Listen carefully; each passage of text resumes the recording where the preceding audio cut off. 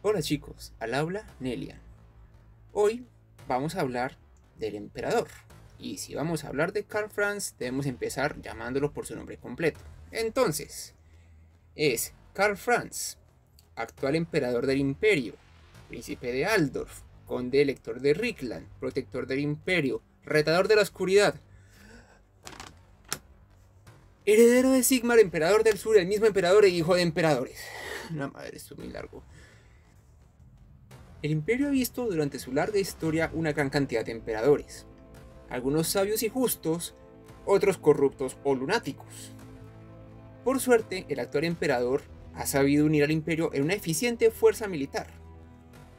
En el 2502 del calendario imperial, cuando Karl fue nombrado emperador, el imperio estaba en una inusual era de paz y estabilidad. Por suerte, Carlos Francisco sabía que esto no iba a durar, y que necesitaría todas sus habilidades como líder y jefe de estado para proteger el imperio. Heredando el trono en Altdorf de su antecesor, Karl demostró su liderazgo prometiendo unidad entre las organizaciones del imperio y poderío sobre las amenazas externas e internas de la paz. Pero decirlo es una cosa y hacerle frente a los problemas es otro muy diferente. Y problemas es lo que le sobra al imperio. Empezando por las tribus del norte, que siguen mandando sus hordas en barcos de guerra. Aunque la mayoría son hundidos por las flotas de Nordland, son varias las batallas que tienen que darse en las costas para detener los asaltos de los bárbaros. Lastimosamente, son muchas más las veces en que los barcos pasan inadvertidos a las costas de Nordland y Ostland, saqueando y arrasando con los pueblos costeros, y en algunos casos más graves incluso llegando a las tierras más al sur. Además, una nueva amenaza desde el este se ha acercado. Grandes ejércitos de ogros han llegado buscando comida y pelea, aunque ese es el problema más fácil de resolver. En los bosques densos del imperio, los hombres bestia parecen multiplicarse sin control, y sus ataques son cada vez más feroces y temerarios. Y acompañando a esos problemas del bosque están las tribus de orcos y goblins que están en medio de los bosques. Estas son amenazas totalmente impredecibles. Los grupos de orcos cada vez son más grandes y organizados. Por suerte, no ha llegado a haber ningún grupo lo suficientemente grande como para generar un ¡wow! Pero la amenaza siempre estará latente y es prácticamente imposible prevenirla. Y el colmo de todo es que ahora hay lunáticos diciendo que los Skaven, la raza de ratas humanoides que todos sabemos que no existen, están atacando el imperio desde sus cimientos. Aunque sí es extraño que los casos de pueblos y fuertes que son tragados por huecos enormes en el suelo sin dejar rastro han aumentado mucho, estos son solo coincidencias aprovechadas por charlatanes, no existe tal cosa como los Skaven. Aún con todas estas amenazas, el poder de los ejércitos de los condes electorales son capaces de hacerles frente y derrotarlos, pero solo cuando cooperan. El emperador sabe esto, y todos sus esfuerzos están enfocados en mantener esta coalición funcionando y asegurar que ningún conde empiece a buscar conflictos en reclamos ancestrales y odios anticuados. En el sistema de gobierno imperial, una sola persona puede tener varios títulos, y todos ser válidos al mismo tiempo. En el caso de Karl Franz, él es el líder de la familia Holzwig-Schließstein, príncipe de Altdorf, conde elector de Rickland y emperador, todo al mismo tiempo. Sabemos que Carlos es una persona muy increíble y impresionantemente hábil y eficiente a más no poder, pero ni siquiera él es capaz de estar en 5 lugares al mismo tiempo. Por eso, todas sus responsabilidades no imperiales son resueltas por sus asesores y personas capaces de su total confianza. Y realmente, toda la atención de Karl Franz se debe enfocar en mantener a raya la intriga y rivalidades de las instituciones dentro del imperio. Intentar mantener el imperio coordinado y cooperando es como poner de acuerdo 50 orangutanes, ciegos, sordos y armados con ametralladoras. Pero para solucionar ese problema, Karl ha perfeccionado una táctica realmente ingeniosa. En vez de darle a todos todo lo que pidan para que estén felices, él les ofrece un trato que es dañino para todos.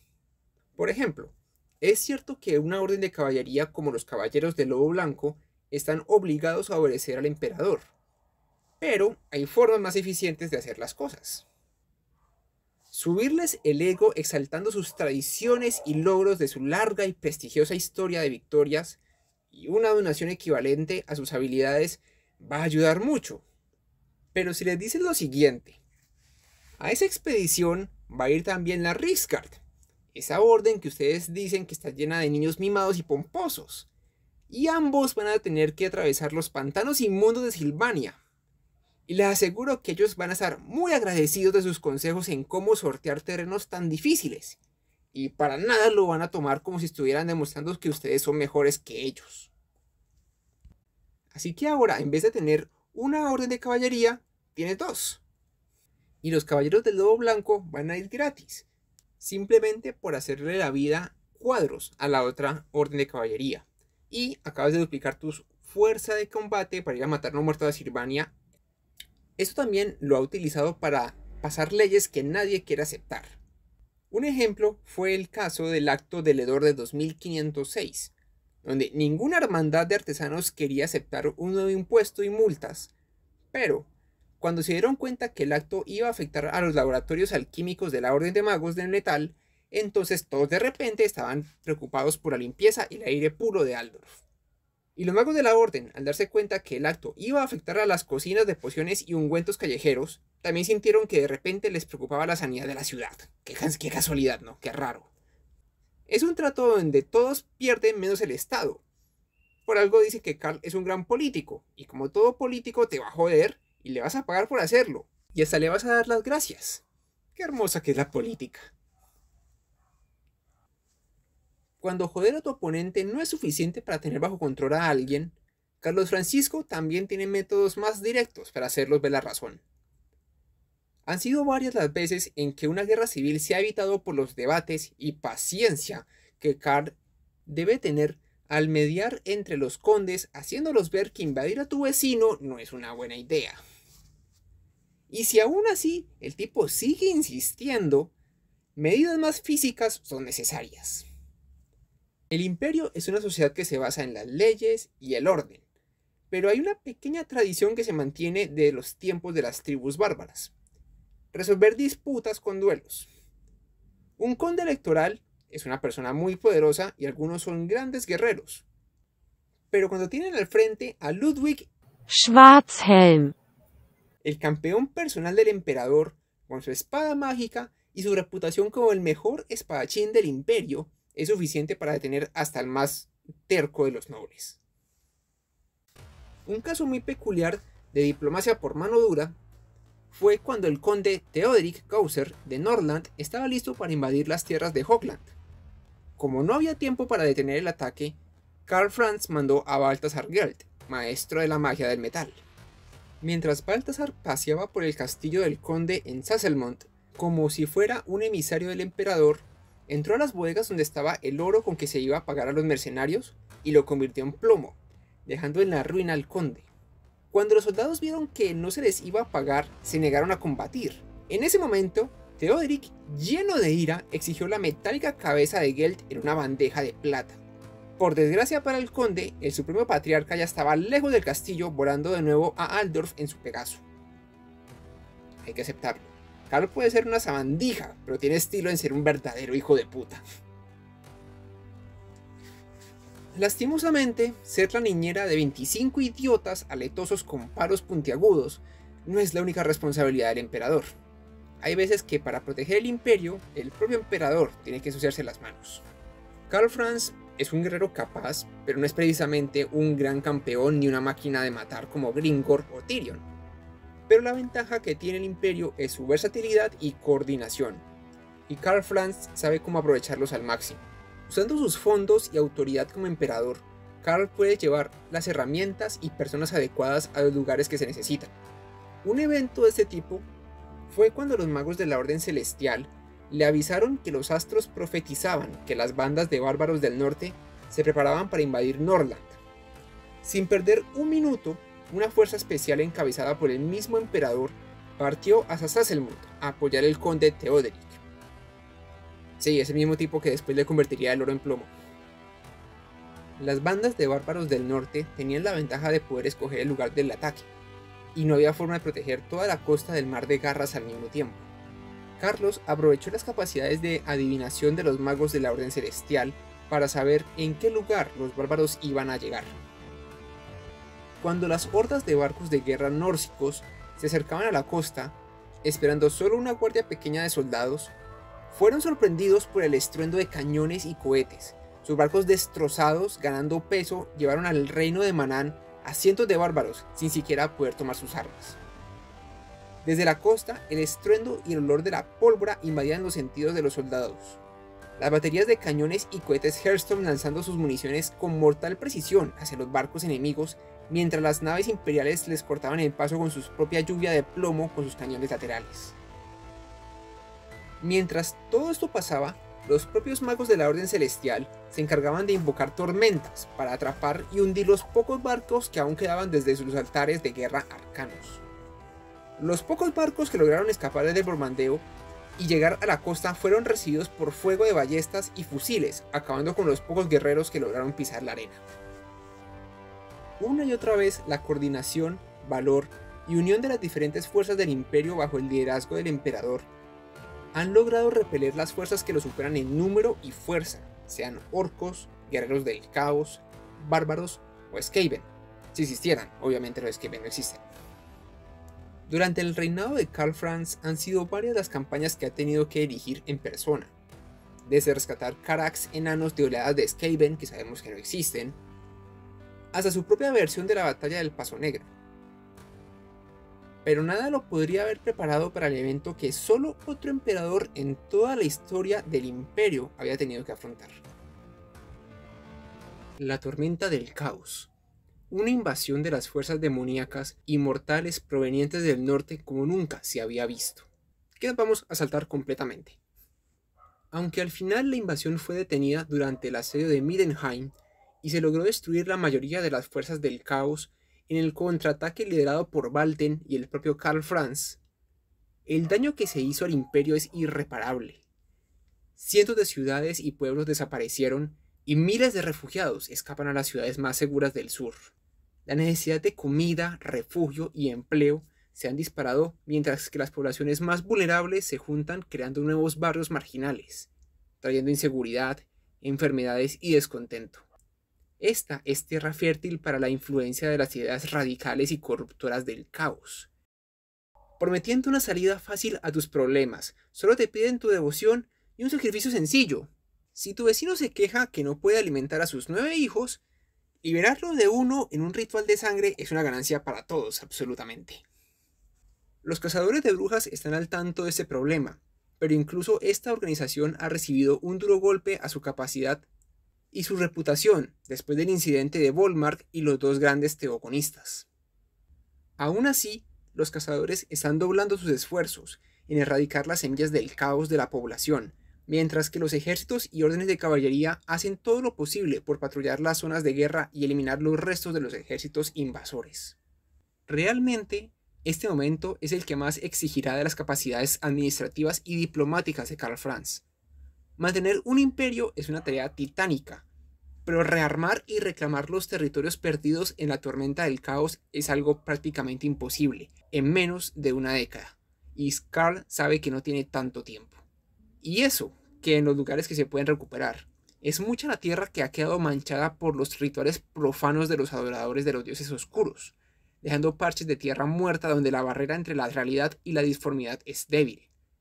La purificación de esos terrenos requiere de un gran esfuerzo de sacerdotes y magos, recursos que el imperio no le están sobrando precisamente. Solo el tiempo dirá cómo el imperio volverá a levantarse después de este duro golpe, o si Karl fallará y las viejas agresiones llevarán de nuevo al imperio a una guerra civil. Ah no, esperen, es cierto que el universo murió de la forma más emo posible. Gracias, Games Workshop. Ahora vamos a hablar también sobre las armas y armaduras de Carlos. La primera y más importante de todas es obviamente Galmaraz, el mismo martillo de Sigmar y símbolo del juego. El martillo es de origen enano y un regalo del propio Kurgan Ironbird, el rey de Karaz-a-Karak y gran rey de los enanos, hace 2500 años, cuando el propio Sigmar era solamente un adolescente. Sobra decir que el arma es de una calidad excepcional, viniendo de herreros de runas enanos. Los golpes mágicos de Galmaraz ignoran cualquier tipo de armadura no mágica, y sus runas mágicas triplican la fuerza de su portador. Karl Franz es el emperador, pero al mismo tiempo es el conde elector de Rickland. Eso le da derecho a usar una de las espadas mágicas dadas por el mismo Alaric el Loco. Estas espadas mágicas se les conoce como Runfangs, y hay una por cada provincia. La Runfang de Rickland es Diente de Dragón. Aunque no es tan impresionante como Galmaraz, sigue siendo una espada mágica con runas. Esto hace que pase por cualquier armadura mundana como si fuera simplemente papel. Pero la vida de Karl Franz como emperador habría durado muy poco si solo sus armas fueran especiales. También sus defensas son de la calidad más alta posible. Empezando con su armadura, este es el último regalo que los enanos han dado al emperador. Una armadura completa de placas forjada por maestros enanos, hecha con Gromril negro, que contiene incluso fragmentos de la propia armadura de Magnus el Piadoso, que usó en la gran guerra contra el caos en Kislev.